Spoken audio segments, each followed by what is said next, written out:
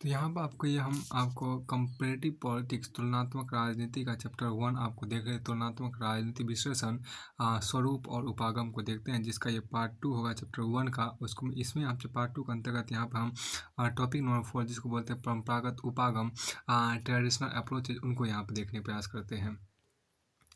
देखिए, तुलनात्मक राजनीति विश्लेषण के परंपरागत उपागम, ऐतिहासिक उपागम, कानूनी औपचारिक उपागम और संस्थात्मक उपागम विशेष रूप से महत्वपूर्ण है। ये तीनों एक दूसरे के साथ निकट से जुड़े, अतः इन तीनों पर एक साथ विचार करना उपयुक्त होगा। ऐतिहासिक उपागम की बात करते हैं, हिस्टोरिकल अप्रोच की बात करते हैं। देखिए, इस उपागम के अंतर्गत भिन्न भिन्न राज्यों की शासन प्रणालियों के ऐतिहासिक विवरण तैयार करके उनकी तुलना करते हैं और यह पता लगाते हैं कि हमें अपने वर्तमान लक्ष्यों की सिद्धि के लिए और संभावित त्रुटियों के निवारण के लिए कौन कौन से उपाय करने चाहिए। ऐतिहासिक उपागम के संस्थापकों में संस्थापकों में इतालवी विचारक निकोलो मैकियावेली 1469 से 1517 ईस्वी, दो फ्रांसीसी दार्शनिकों चार्ली द मॉन्टेस्क्यू 1689 से 1755 ईस्वी तथा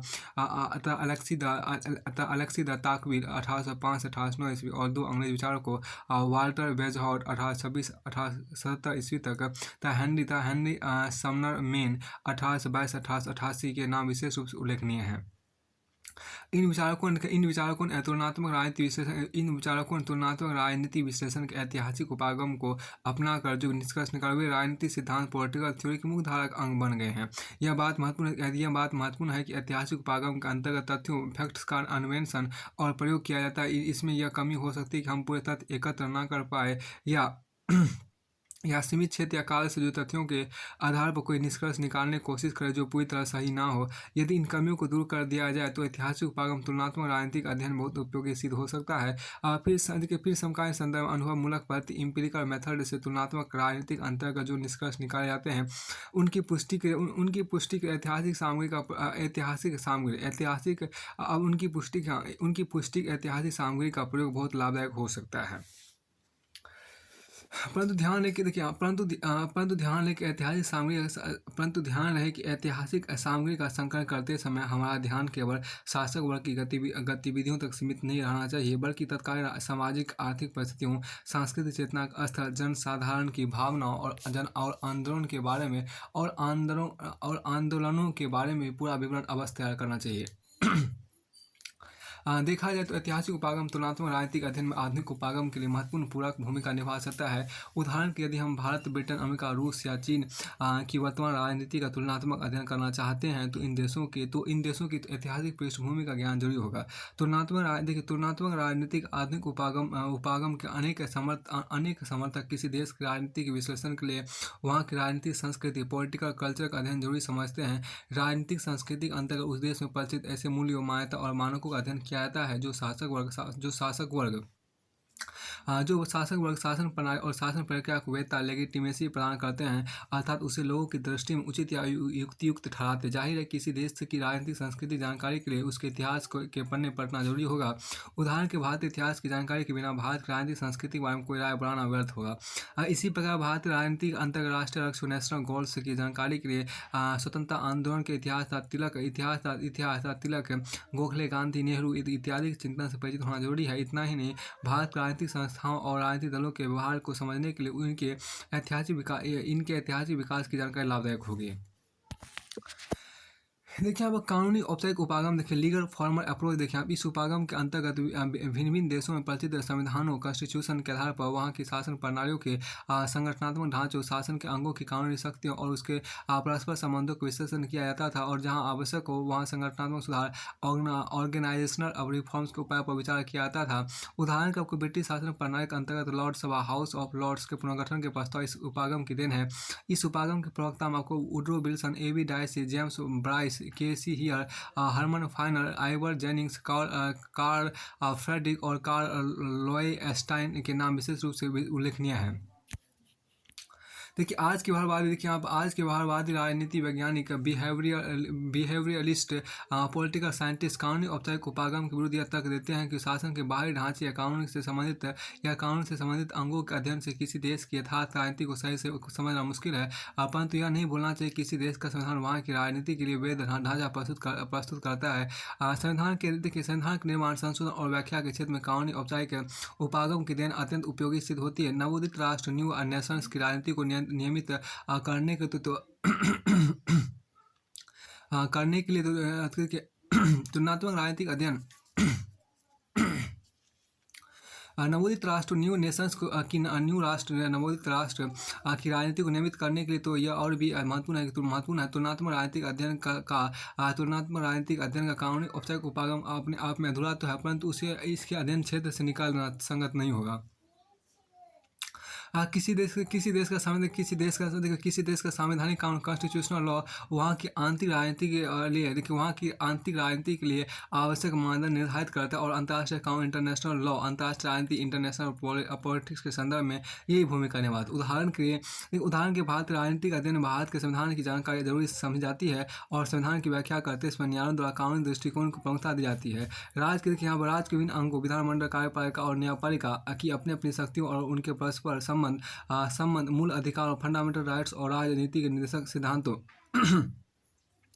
directive principle of state policy की आपेक्षिक स्थिति इत्यादि संबंधित प्रश्न कानून की परिधि में आते हैं, और इनका विवेचन राजनीति के अध्ययन में सहायता देता है। परंतु इसमें संदेह नहीं कि तुलनात्मक राजनीति के विद्यार्थी अपना ध्यान इन्हीं प्रश्नों तक सीमित नहीं रख सकता। अब के संस्थागत उपागम की बात करते हैं, इंस्टीट्यूशनल अप्रोच की बात करते हैं। इंस्टीट्यूशनल अप्रोच की बात यहाँ पर करते हैं। देखिए तुलनात्मक राजनीति का संस्थागत उपागम इसके कानूनी औपचारिक उपागम के साथ निकट से जुड़ा है, फिर भी यह उससे भिन्न है। यह बात महत्वपूर्ण है कि परंपरागत उपागम में केवल संस्थात्मक उपागम ऐसा उपागम है जो राजनीति को दर्शन, इतिहास या कानून का उपासित न मानते हुए इसके स्वाधीन अस्तित्व को मान्यता देता है। परंपरागत राजनीति शास्त्र के अंतर्गत राज और शासन को अध्ययन का मुख्य विषय माना जाता है। शासन या सरकार स्वयं एक संस्था है, और इसके विभिन्न जैसे कि संसद, विधायिका, मंत्रिमंडल, कार्यपालिका और सर्वोच्च न्यायालय, न्यायपालिका इत्यादि भी अपनी अपनी तरह की संस्थाएं हैं। राजनीति तरह वैसे तो गैर सरकारी संगठन है, परंतु वे राजनीति महत्वपूर्ण भूमिका निभाते हैं। दूसरी ओर अधिकारी तंत्र, ब्यूरोक्रेसी और गैर राजनीतिक संगठन है, परंतु वह सरकार में महत्वपूर्ण भूमिका निभाता है। संस्थात्मक उपागम के अंतर्गत इस तरह की भिन्न संस्थाओं के संगठन और भूमिका का विस्तृत अध्ययन किया जाता है, जहाँ कानूनी औपचारिक उपागम के अंतर्गत केवल शासन के विभिन्न अंगों की कानूनी स्थिति और शक्तियों पर ध्यान केंद्रित किया जाता है। जहाँ कानूनी औपचारिक उपागम के अंतर्गत से केवल शासन के विभिन्न अंगों की कानूनी स्थिति और शक्तियों पर ध्यान केंद्रित किया जाता है। संस्थात्मक उपागम के अंतर्गत शासन और राजनीति से जुड़ी सारी संस्थाओं के संगठन और भूमिका विचार किया जाता है, परंतु इस उपागम के अंतर्गत संस्थाओं पर ध्यान केंद्रित करते समय इनसे जुड़े व्यक्तियों के व्यवहार की उपेक्षा कर दी जाती है। अतः मतदान व्यवहार, वोटिंग बिहेवियर, विधायकों के व्यवहार, लेजिस्लेटिव बिहेवियर और न्यायाधीशों के व्यवहार, जुडिशियल बिहेवियर जैसे विषय इसके विचार क्षेत्र में नहीं आते। फिर इस उपागम के अंतर्गत वर्तमान संस्थाओं की स्थिरता पर आस्था रखते हुए हिंसा, वायलेंस या इसकी संभावना, राजनीतिक उथल पुथल और आंदोलनों और युद्ध एवं क्रांतिक तत्वों की और विशेष ध्यान नहीं दिया जाता। इसके अलावा इसमें अनौपचारिक समूह, इनफॉर्मल ग्रुप्स की भूमिका की अनदेखी कर दी जाती है। हालांकि ये सब वास्तविक राजनीति को दूर दूर तक प्रभावित करते हैं। इन्हीं कमियों के कारण संस्थात्मक उपागम को आधुनिक उपागमों की श्रेणी में नहीं रखा जा सकता। देखिए यहाँ पर क्या कि परंतु आज के युग में भी संस्थात्मक उपागम के समर्थक आपको संस्थात्मक उपागम के समर्थक इसके गुणों और हमारा ध्यान खींचते हैं। वे यह तक देते हैं कि जिन देशों में शासन के अंगों और शासन प्रणालियों का संगठन एक ही ढंग से किया गया हो, उनमें एक प्रणालिक अनुभव के आधार पर दूसरी प्रणालिक विशेषताओं को समझना सरल हो जाता है। उदाहरण के आपको भारत में ब्रिटेन जैसी संसदीय शासन प्रणाली, पार्लियामेंट्री फॉर्म ऑफ गवर्नमेंट अपनाई गई है। अतः ब्रिटिश संसदीय प्रणाली को उपयुक्त जानकारी प्राप्त करके भारत की शासन प्रणाली को समझने में पर्याप्त सहायता मिलती है। हाँ, पर्याप्त सहायता मिलती है। इसी तरह देखिए इसी तरह संयुक्त राज्य अमेरिका की संघीय प्रणाली फेडरल सिस्टम की जानकारी के आधार पर भारत की संघीय प्रणाली का विश्लेषण करना सरल हो जाएगा। यदि हम संस्थापक उपागम यदि हम सं आदि यदि हम संस्था संस आदि हम संस्थात्मक उपागम यदि हम संस्थात्मक उपागम से हटकर कुछ देशों की सार्वजनिक नीति, पब्लिक पॉलिसी या राजनीतिक व्यवहार, पॉलिटिकल बिहेवियर पर ध्यान केंद्रित करने लगे तो इसमें अन्य देशों की स्थिति को समझने में कोई सहायता नहीं मिलेगी। उदाहरण के ब्रिटेन की आवास नीति, हाउस पॉलिसी की जानकारी होने पर हमें भारत की आवास नीति को समझने में विशेष सहायता नहीं मिलेगी। इसी तरह ब्रिटिश मतदाताओं के व्यवहार की जानकारी के आधार पर भारतीय मतदाताओं के व्यवहार के बारे में कोई राय बनाना मुश्किल होगा। फिर संस्थात्मक उपागम से हमें वर्तमान संस्थाओं के मार्ग में आने वाली बाधाओं को दूर करने के लिए उपयुक्त अंतर्दृष्टि प्राप्त हो सकती है। उदाहरण के आपको पिछले कुछ दशकों में भारत में बहुदलीय प्रणाली, मल्टी पार्टी सिस्टम के कारण जो राजनीतिक अस्थिरता, पॉलिटिकल इनस्टेबिलिटी पैदा हो गई, उसके समाधान के लिए कई जगह इस पर विचार किया जा रहा है कि क्या यहाँ संयुक्त राज्य अमेरिका ऐसे अध्यक्षीय शासन प्रणाली, प्रेसिडेंटियल फॉर्म ऑफ गवर्नमेंट को अपनाना उपयुक्त हो गया। पशु संदर्भ में फ्रांसीसी या जर्मन प्रणाली कुछ विशेषताओं को अपनाने का सुझाव भी दिया जा सकता है। इन सब विकल्पों पर विचार करने के संस्थात्मक उपागम का सहारा लेना जरूरी हो जाता है। कुछ भी हो संस्थात्मक उपागम को अपनाने में कई कठिनाइयों का सामना भी करना पड़ता है। उदाहरण का पूर्ववर्ती सोवियत समाजवादी गणराज्य संघ एर्स्टवाइल USSR का संस्थात्मक ढांचा उस राष्ट्र की राजनीतिक मनोदशा का सही दर्पण कभी नहीं रहा। 1985 के बाद जब वहाँ जनसाधारण पर राज्य के कड़े नियंत्रण में ढील दी गई तब लोक व्यवहार में ऐसे परिवर्तन सामने आए जिनसे वहाँ की राजनीतिक संस्थाओं का ढांचा चरमरा गया। फिर कोई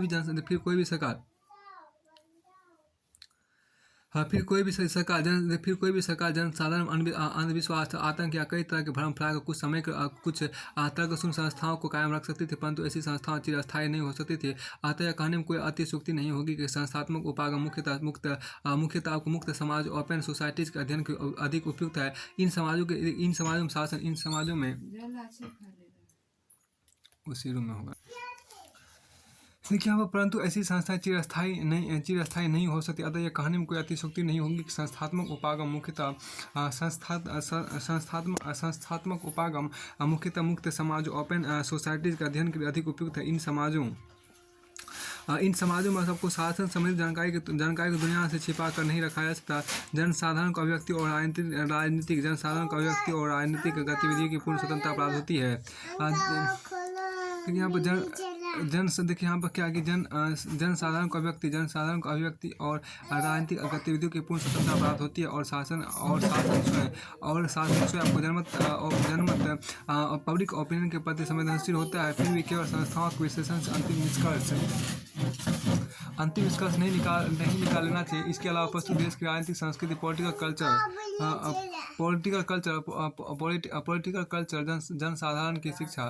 जनसाधारण की शिक्षा और आधुनिकीकरण, मॉडर्नाइजेशन का स्तर, विशिष्ट वर्ग को इलाइट्स की देखिए यहाँ पे क्या इलाइट्स की संरचना इत्यादि को भी संस्थात्मक विश्लेषण के साथ मिलाकर उपयुक्त निष्कर्ष पर पहुंचना चाहिए। इसके लिए तुलनात्मक राजनीतिक आधुनिक उपागमों की ओर अग्रसर होना जरूरी हो जाता है। निष्कर्ष कंक्लूजन के बाद ध्यान देखिए देखिए यहाँ पर क्या आरसी मैकर्डिस ने तुलनात्मक राजनीतिक परंपरागत उपागम की इन कमियों को संकेत किया है। पहला, इसमें तुलनात्मक दृष्टि का नितांत अभाव है, अर्थात इसमें एक या अनेक राष्ट्रों के शासन की संस्थाओं का वर्णन तो दिया जाता है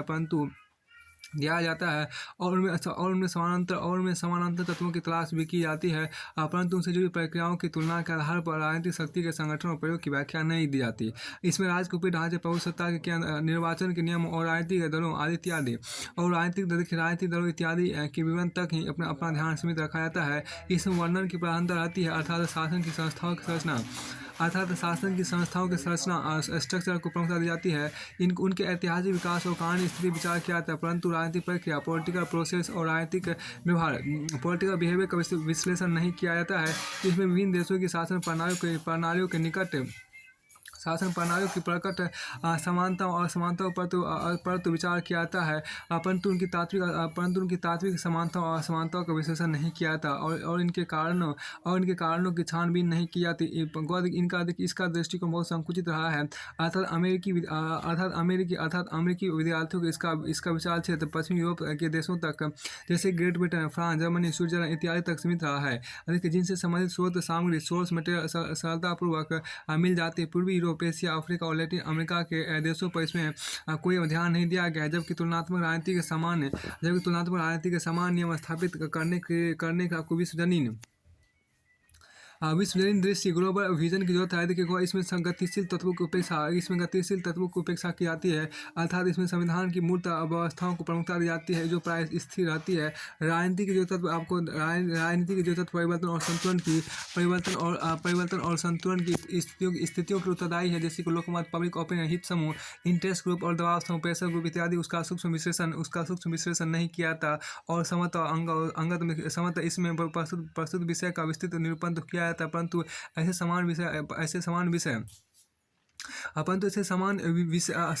समान नियम स्थापित नहीं किया था जो तुलनात्मक अध्ययन का आवश्यक अंग है। मैक्रिडिस ने क्या देखिए, मैक्रिडिस के अनुसार Marriott, Keith, Bryce, Dicey, Jennings और लॉस्की से लेखकों की कृतियाँ मुख्यतः किसी न किसी राष्ट्र के संविधान का विवरण देती है और उनमें से किसी निष्कर्ष उनमें से ऐसे निष्कर्ष उभरकर सामने नहीं आते जिनसे अन्य राष्ट्रों के संविधानों को समझने में सहायता मिल सके। कुछ भी इन परंपरागत लेखकों की कृतियों से भी भिन्न भिन्न देशों की शासन प्रणालियों के बारे में बहुत सारी प्रामाणिक और उपयोगी जानकारी मिलती है। यह जानकारी आपको तुलनात्मक राजनीतिक दृष्टि से अधूरी तो हो सकती है, परंतु इसे बेकार मानकर इनकी अनदेखी नहीं की जा सकती। अब देखिए 5 आपको आधुनिक उपागम की बात आपको की गई है। देखिए तुलनात्मक राजनीतिक आधुनिक उपागमों का विकास दूसरे विश्व युद्ध के बाद हुआ है, परंतु इनके तो कुछ संकेत 20वीं शताब्दी के आरंभ से ही मिलने लगे थे। 1908 में इंग्लैंड में दो प्रसिद्ध कृतियाँ प्रकाशित हुई जिन्हें आधुनिक उपागमों का अग्रदूत माना जाता है। इनमें एक कृति आपको ग्रेहम वेल्स की ह्यूमन नेचर इन पॉलिटिक्स, मानव प्रकृति और राजनीति थी, और दूसरी आर्थर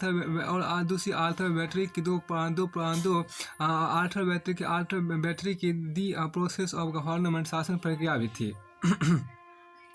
शासन में देखिए इन कृतियों के अंतर्गत राजनीतिक संस्थाओं पर अकेले विचार नहीं किया गया था, बल्कि राजनीतिक अनौपचारिक प्रक्रिया इनफॉर्मल प्रोसेस पर प्रकाश डाला गया था। इनकी एक विशेषता यह भी थी कि इनमें राजनीति का विश्लेषण करते समय अन्य सामाजिक विज्ञान, विशेषतः मनोविज्ञान, साइकोलॉजी और समाज विज्ञान, सोशियोलॉजी की जानकारी से लाभ उठाया गया था।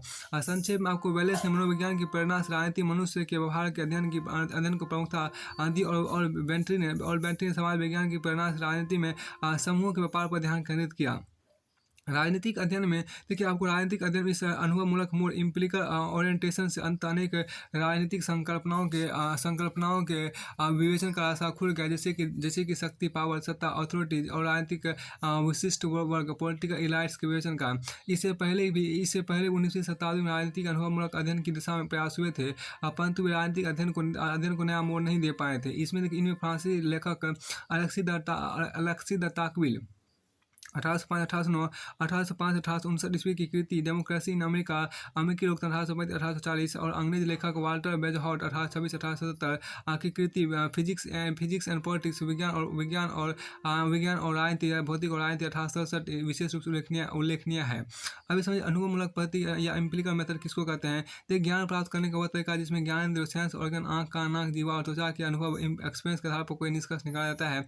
चूंकि समान अवस्थाओं में सब मनुष्यों के ज्ञानेंद्रियों अनुभव एक होता है, इसलिए अनुभवमूलक ज्ञान का सत्यापन वेरिफिकेशन किया जा सकता है। वस्तुतः अनुभवमूलक ज्ञान ही संपूर्ण विज्ञान साइंस का आधार है। 20वीं शताब्दी के शुरू में आपको ग्रेहम वेल्स ने व्यवहारिक राजनीतिक अनुभव के आधार पर राजनीतिक अध्ययन में नए यथार्थवाद की मांग की। देखिए समकालीन मनोविज्ञान की सहायता से उसने यह तर्क प्रस्तुत किया कि राजनीतिक व्यवहार के क्षेत्र में मनुष्य विवेकशील प्राणी नहीं रहता, क्योंकि उसकी गतिविधियां विवेक या आत्महित के ज्ञान से प्रेरित नहीं होती। मानव प्रकृति बहुत जटिल है, अतः उसके बारे में पहले से ही कुछ मानकर चलना उचित नहीं है। इस तरह वेल्स ने दो तरह के चिंतन प्रहार के पढ़ा। निकोलो में क्या 1469 से 1527 ईस्वी तक और टॉमस हॉब्स 1588 से 1979 ईस्वी। जैसे विचारकों ने यह मानकर चले थे कि मनुष्य स्वभाव स्वार्थ, लालची और झगड़ालू होता है। हस्तक्षेप का समर्थन करने वाले चिरसम्मत अर्थशास्त्रवेत्ता क्लासिकल इकोनॉमिक्स यह मानकर चले थे कि मनुष्य विवेकपूर्वक अपने आर्थिक स्वार्थ का अनुसरण करता है। इन दोनों कल्पनाओं के विरुद्ध वेल्स ने दलील दी कि मानव प्रकृति में कोई राय कायम करने से पहले उसे संबंधित तथ्यों, फैक्ट्स और साक्ष्य, एविडेंस की जांच करनी चाहिए। इस मामले में गुण क्वालिटी के बजाय परिमाण, क्वांटिटी पर ध्यान देना चाहिए। अर्थात अर्थात हमें यह नहीं कहना चाहिए जो कि मनुष्य स्वार्थी, लालची और परोपकारी या उदार होता है, बल्कि यह मालूम करना चाहिए कि वह कितना स्वार्थी, लालची, परोपकारी, उदार है। वेलेस के मुख्य संदेश का सारांश यह था कि राजनीतिक प्रक्रिया को समझने के शुरू में यह परखना चाहिए कि मनुष्य राजनीतिक स्थिति, पॉलिटिकल सिचुएशन में वस्तुतः किस तरह व्यवहार करते हैं। केवल यह अटकल नहीं लगानी चाहिए। केवल यह अटकल नहीं लगानी चाहिए कि मनुष्यों को किस स्थिति में कैसा व्यवहार करना चाहिए या वे कैसा व्यवहार करेंगे। राजनीति वैज्ञानिकों ने वेलेस के निष्कर्षों को तुरंत स्वीकार तो नहीं किया, बल्कि उनकी व्यापक आलोचना की गई। परंतु आगे चलकर जब विभिन्न देशों में राजनीतिक उथल पुथल के दौरान मनुष्यों के राजनीतिक व्यवहार के नए और अनोखे अनुभव सामने आए, तब वेलेस के दृष्टिकोण की ओर ध्यान दिया गया और उसके महत्व को स्वीकार किया गया। देखिए अब शुरू में आर्थर वेंट्री के निष्कर्षों का भी विस्तृत आलोचना हुई, परंतु बाद में उनके महत्व को स्वीकार कर लिया गया। उसने राजनीति विज्ञान में तथ्यों, फैक्ट के संस्करण और परिमापन, मेजरमेंट की जो मांग की थी, उसे इस विषय को राजनीति दर्शन, पॉलिटिकल फिलोसफी और वर्णनात्मक औपचारिकता, डिस्क्रिप्टिव फॉर्मेलिज्म की सीमाओं से बाहर निकालने में सहायता मिली। उसका ध्येय राजनीतिक गतिविधियों का वर्णन देना नहीं था, बल्कि वह अन्वेषण के नए उपकरण, न्यू टूल्स ऑफ इन्वेस्टिगेशन जुटाना चाहता था। उनका विश्वास है कि राजनीति में समूहों के अध्ययन, study of groups in politics के अंतर्गत उसे यह उपकरण मिल गए। उसने समाज विज्ञान से प्रेरणा लेकर अनौपचारिक समूह, इनफॉर्मल ग्रुप्स पर अपना ध्यान केंद्रित किया। यहाँ तक कि वो औपचारिक राजनीतिक संस्थाओं, फॉर्मल पॉलिटिकल इंस्टीट्यूशन की अनदेखी करने को तैयार था। इस तरह उसने आपको राजनीतिक प्रक्रिया में दबाव गुटों, प्रेशर ग्रुप्स, दलों, पार्टीज, चुनाव, इलेक्शन और लोकमत, पब्लिक ओपिनियन की भूमिका पर विशेष बल दिया।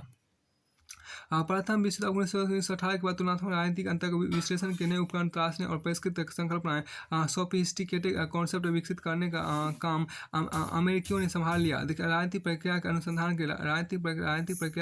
के लिए उन्होंने मनोविज्ञान तक परिमाणन क्वांटिफिकेशन अनुभवमूलक विधियों का सहारा लिया। राजनीतिक शक्ति, पॉलिटिकल पावर का स्वरूप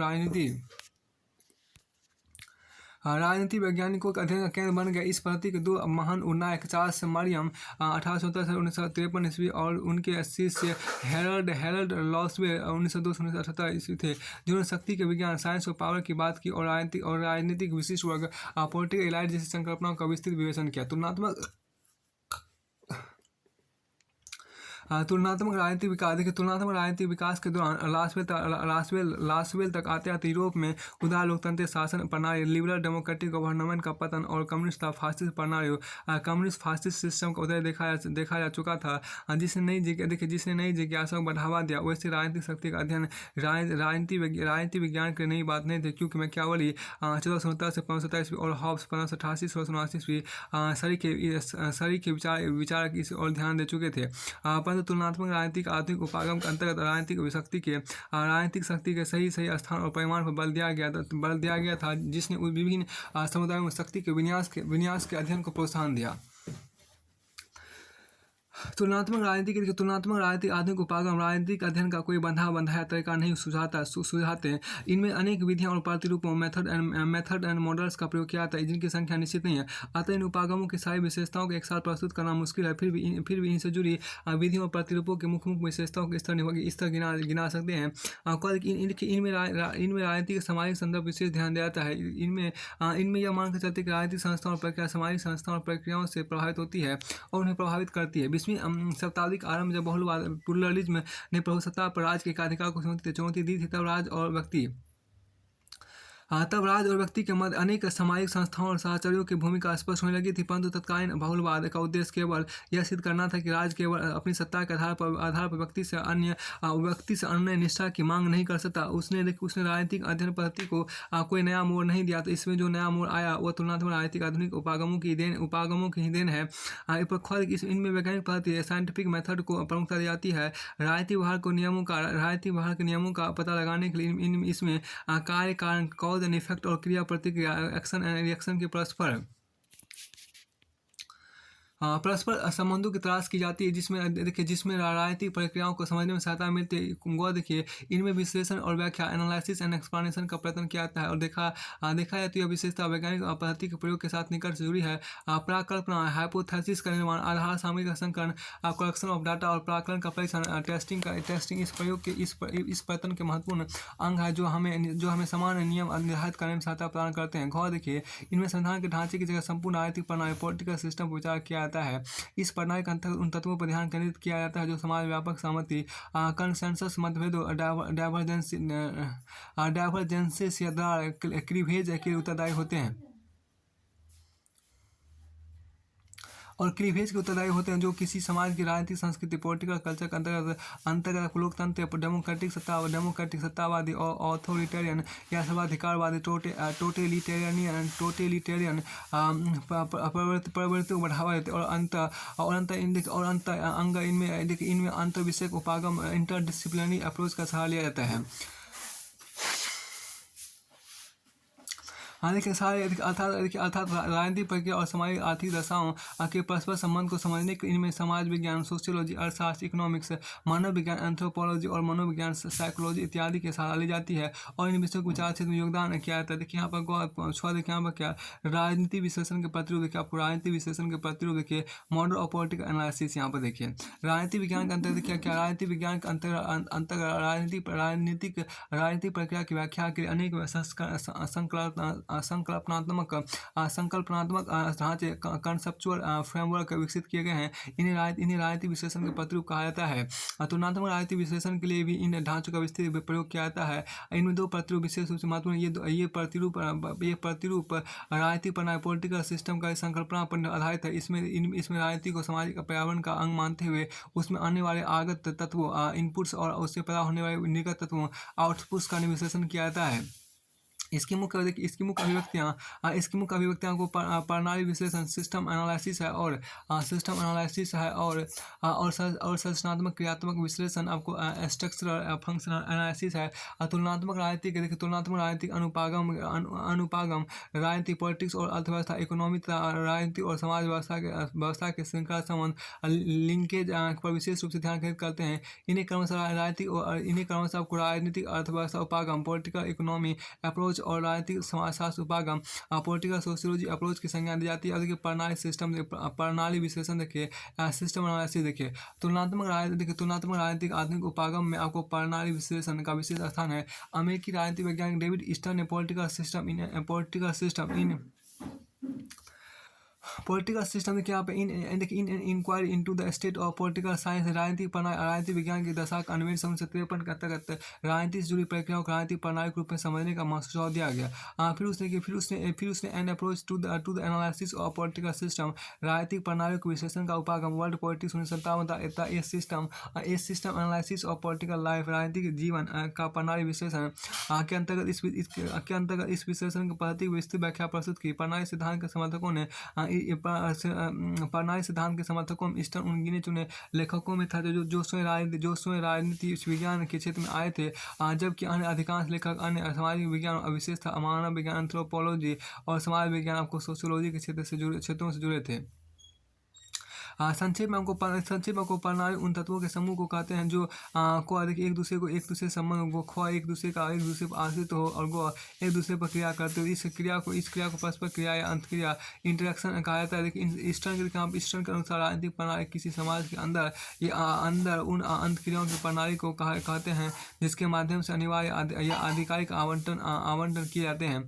बाइंडिंग और ऑथोरिटेटिव एलोकेशन देखिए मतलब यह है कि इन अंतक्रियाओं के माध्यम से ऐसे नियम निर्धारित किए जाते हैं या आदेश दिए जाते हैं जिनके द्वारा आपको समाज के संसाधनों को भिन्न समूहों के उपयोग के लिए नियत किया जाता है और इस नियमों तथा आदेशों को समाज के प्रामाणिक या अनिवार्य मानकर उनका पालन किया जाता है। राजनीतिक प्रणाली को अपने पर्यावरण एनवायरनमेंट से जो तत्व प्राप्त होते हैं उन्हें आगत इनपुट्स कहा जाता है। उन्हें इनपुट्स कहा जाता है और यह प्रणाली जिन वस्तुओं का उत्पादन का निर्माण करती है उन्हें निर्गत आउटपुट्स कहा जाता है। स्टर्न के अनुसार राजनीतिक प्रणाली को सामाजिक जीवन से मांगे और समर्थन डिमांड्स एंड सपोर्ट्स आगत के रूप में प्राप्त होती है और यह प्रणाली नीतियाँ और निर्णय पॉलिसीज एंड डिसीजंस बना बनाकर उन्हें निर्गत के रूप में पर्यावरण की ओर प्रवाहित करती है। यही नीतियों का देखिए यहाँ पर यही नीतियों और निर्णय आधिकारिक आवंटन का आधार बनते हैं परंतु निर्गत या पर्यावरण जाकर उसके तत्वों से क्रिया करते जिससे देखिए जिससे नए आगत अस्तित्व में आते हैं और ये आगत पुनर्निवेश फीडबैक के माध्यम से राजनीतिक प्रणाली में वापस चले जाते हैं। देखिए और इस तरह एक जटिल चक्र पूरा हो जाता है। इस तरह एक जटिल चक्र पूरा हो जाता है। इस व्यवस्था को चित्र के द्वारा इस तरह से दिखा सकते हैं। अब देखिए यहाँ पर राजनीतिक प्रणाली आपके यहाँ देखिए राजनीतिक प्रणाली आपके यहाँ पर है उसमें आपको ये देखिए कि राजनीतिक प्रणाली आपको क्या देखिए आपको आगत की बात इनपुट्स की बात आपको यहाँ की गई मांगे आपको डिमांड से आपको मांग और समझ राजनीतिक प्रणाली और आपको है फिर आपको देखिए निर्णय या आपको नीतियाँ जो आपको डिसीजन और पॉलिसी जो आपको होती है वो आपको निर्गत की तरफ आपको होता है जो कि बीच में आपको पर्यावरण है। इसमें देखिए क्या पर्यावरण है फिर आपको पुनर्निवेश है फिर आपको पर्यावरण है। तो आपको पर्यावरण उसमें देखिए पर्यावरण से पुनर्निवेश से आपको समर्थन प्राप्त होगा इसका समर्थन प्राप्त होगा। फिर आपको यहाँ पे क्या कि नीतियाँ को फीडबैक पुनर्निवेश से फीडबैक देने से क्या होगा आपको होंगे। तब फिर आगे यहाँ पर कहा गया वैसी राजनीतिक प्रणाली बहुत सारी मांगे भेजी जाती है। वैसी राजनीतिक प्रणाली बहुत सी मांगे आपको भेजी जाती है परंतु इनमें से कुछ रास्ते में ही खो जाती है और निर्गत में परिणत नहीं हो पाती। परंतु यदि मांगे बहुत ज़्यादा होगी या विशेष प्रकार की मांगों बहुत बढ़ जाएगी तो खिंचाव स्ट्रेस पैदा होगा। अब देखिए यहाँ पर क्या एक मिनट देखिए राजनीतिक प्रणाली कई तरह के नियामक तंत्र रेगुलेटरी सिस्टम काम करते हैं जो मांगों को नियंत्रित करते हैं और यहाँ देखिए और यदि ओवरलोडिंग की रोकथाम करते हैं। देखिए दबाव गुट और राजनीतिक द्वार पर गेट देखिए यहाँ पर क्या कि दबाव गुट इसमें आपको देखिए क्या एक नियामक तंत्र आपको होते हैं।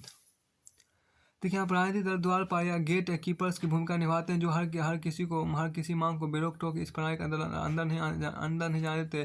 ख्वाह इन मांगों पर इन मांगों पर सांस्कृतिक क्षेत्र कल्चरल मैकेनिज्म का कड़ा अंकुश रहता है जिसका काम यह जांच करना देखिए जिसका काम यह जांच करना है कि कौन सी मांग है कौन कौन सी नहीं है कौन कौन सी नहीं है। देखिए अगवा मांगे संप्रेषण क्या इसमें जो कहा गया मांगे संप्रेषण वाहिकाओं कम्युनिकेशन चैनल्स के माध्यम से राजनीतिक प्रक्रिया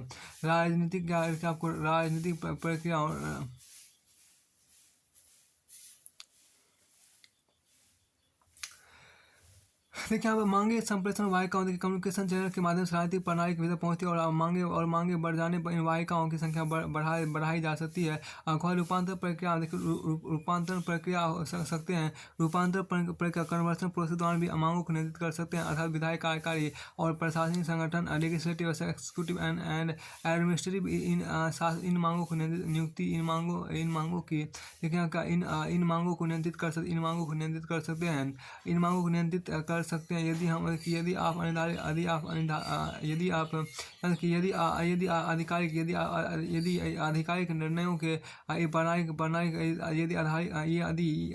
निर्णयों के प्रणाली के बहुत ज़्यादा सदस्य अप्रसन्न हो जाएंगे तो प्रत्येक परिणाम स्वरूप इस प्रणाली को समर्थन मिलना बंद हो जाएगा। प्रणाली सिद्धांत का अनेक त्रुटियों की ओर संकेत किया जाता है। उदाहरण के आपको राजनीति शक्ति जैसी संकल्पनाओं के विश्लेषण विश्लेषण के लिए उपयुक्त नहीं है। सामूहिक राजनीतिक व्यवहार आपको कल्चरल कलेक्टिव बिहेवियर आपको देखिए सामूहिक आपको एक मिनट के आपको सामूहिक राजनीतिक व्यवहार कलेक्टिव पॉलिटिकल बिहेवियर जैसे मतदान व्यवहार वोटिंग बिहेवियर के अध्ययन के लिए भी सिद्धांत पर विशेष उपयोगी रहा है देखिए परंतु अब क्या परंतु इसने स्वयं राजनीतिक विज्ञान में एक ऐसे श्रेष्ठतावाद रूप प्रस्तुत किए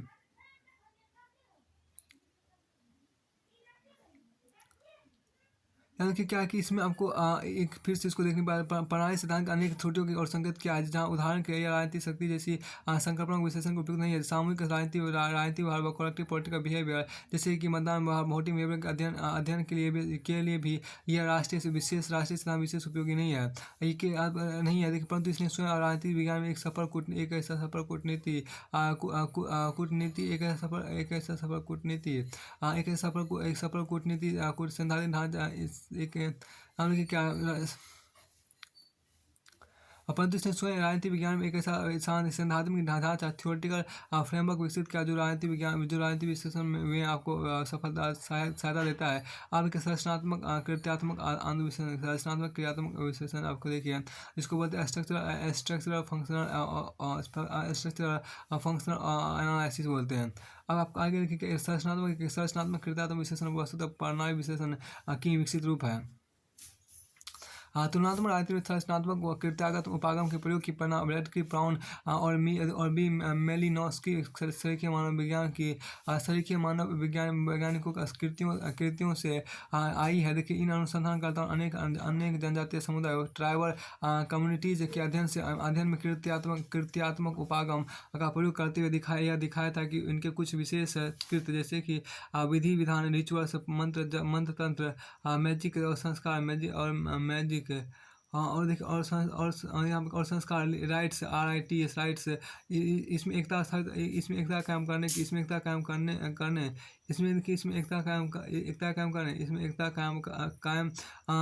रखने में किस तरह सहायक से होते हैं। इस तरह महान विचारक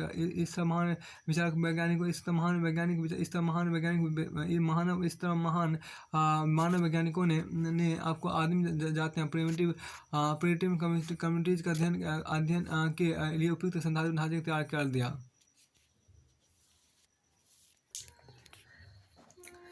इस तरह मानव वैज्ञानिकों ने आदिम जातियों प्रिमिटिव कम्युनिटीज के अध्ययन के लिए उपयुक्त सैद्धांतिक ढांचा तैयार कर दिया था। परंतु सभ्य समाज के अध्ययन के ऐसा सैद्धांतिक ढांचा तैयार करने का श्रेय परिचित समाज वैज्ञानिक टल्कस पार्कस को है। उसके बाद ग्रेवियर आलमंड ने राजनीति विश्लेषण के इस उपागम को उपयुक्त सैद्धांतिक ढांचा विकसित किया। समाज विज्ञान के अंतर्गत संरचनात्मक कृत्यात्मक उपागम का ध्येय उन कृत्यों पता लगाना था जो समाज व्यवस्था कायम रखने की भूमिका निभाते हैं। अपेक्षित अनुसंधान के बाद चार कृत्यों फंक्शन की पहचान की गई। लक्ष्य सिद्धि गोल अटेनमेंट। देखिए यहाँ पर गोल अटेनमेंट लक्ष्य गोल अटेनमेंट यह राज्य व्यवस्था पॉलिसी का मुख्य काल था। अनुकूलन देखिए आपको अनुकूलन अडेप्टेशन, इसके अंतर्गत सामाजिक प्रणाली को कायम रखने के लिए अपेक्षित संसाधन रिसोर्सेज जुटाए जाते हैं। एकीकरण इंटीग्रेशन है, इसका ध्येय आपको सामाजिक प्रणाली को अटूट रखना अर्थात छिन्न भिन्न होने से बचाना है। और प्रतिमान आरक्षण पैटर्न मेंटेनेंस, इसका ध्येय मूल्यों का संप्रेषण ट्रांसमिशन ऑफ वैल्यूज और तनाव प्रबंधन टेंशन मैनेजमेंट है ताकि सामाजिक मूल्यों के प्रति समाज के अधिकांश सदस्यों की आस्था बनी रहे। इस विस्तृत ढांचे के वजह अमेरिकी राजनीति वैज्ञानिक आलमंड ने राजनीतिक प्रणाली के सीमित क्षेत्र से जुड़े कृत्यों की पहचान की है। आलमंड ने ईस्टर्न के आगत निर्गत विश्लेषण इनपुट आउटपुट एनालिसिस को अधूरा मानते हुए 1960 में आपको the politics of developing areas विकासशील क्षेत्रों की राजनीति के अंतर्गत यह तर्क दिया कि ये आगत और निर्गत तत्व केवल राजनीतिक प्रणालीकृत फंक्शंस हैं। देखिए, आलमंड ने न केवल इन कृत्यों का विस्तृत वर्गीकरण प्रस्तुत किया बल्कि ऐसे प्रत्येक कृत्य के उपयुक्त स्ट्रक्चर की पहचान की। इस तरह आलमंड ने राजनीति विश्लेषण के क्षेत्र में संरचनात्मक कृत्यात्मक विश्लेषण की नींव रखी। आलमंड ने 4 प्रकार के आगत कृत्यों फंक्शन इनपुट फंक्शन और 3 प्रकार के निर्गत कृत्यों आउटपुट फंक्शन के तथा इनके साथ जुड़ी संरचनाओं का पता लगाया। वैसे किसी भी कृत्य के अनेक संरचनाओं की जरूरत हो सकती है। कोई भी संरचना अनेक कृत्यों को संपन्न करने में अपना योगदान दे सकती है। तो यहाँ से देखिए यहाँ पर जो आपको कहा गया कि देखिए यहाँ पर क्या इसमें आपको है क्या कि संरचनात्मक कृत्यात्मक विश्लेषण में देखिए आपको यहाँ पर स्ट्रक्चर और फंक्शन एनालिसिस देखिए यहाँ पर राजनीतिक प्रणाली पॉलिटिकल सिस्टम पर्यावरण इसमें कृत्य जो होगा राजनीतिक सामाजिक भर्ती देखिए पॉलिटिक स्पेशलाइजेशन एंड रिक्रूटमेंट के अंतर्गत संरचना जो होगा परिवार मित्र मंडल शैक्षणिक और धार्मिक संगठन इत्यादि होगा। हित स्पष्टीकरण में क्या होगा इंटरेस्ट आर्टिकुलेशन में क्या होगा हित समूह इंटरेस्ट ग्रुप होगा। हित समूहन में क्या इंटरेस्ट एग्रीगेशन में क्या होगा राजनीतिक पॉलिटिकल पार्टी पार्टी होगा। और राजनीतिक संप्रेषण पॉलिटिकल कम्युनिकेशन में क्या होगा कि जनसंपर्क के साधन हो जाएंगे। ये आपको पर्यावरण एनवायरनमेंट होगा। फिर आपको आगे यहाँ देखिए क्या, और फिर आपको आगे देखिए पर्यावरण के कृत कृत पर्यावरण की कृत क्या हो, कृत अगर नियम निर्माण होगा, रूल मेकिंग होगा तो आपको विधायिका हो जाएगा। और अगर नियम अनुप्रयोग होगा, रूल एप्लीकेशन होगा तो एक्सिक्यूटिव हो जाएगा, एक्सिक्यूटिव को कार्यपालिका हो जाएगा। और यदि आपको नियम अधिनियम होगा, रूल एडजुडिकेशन, एडजुडिकेशन आपको होगा तो आपको जुडिशरी न्यायपालिका होगा। तो फिलहाल इसको हम यहीं तक रखते हैं, इसके बाद की चर्चा हम अगले वीडियो में देखेंगे। पेज नंबर 30 जो हम अगले वीडियो में देखेंगे, इसको यहीं तक रखिए।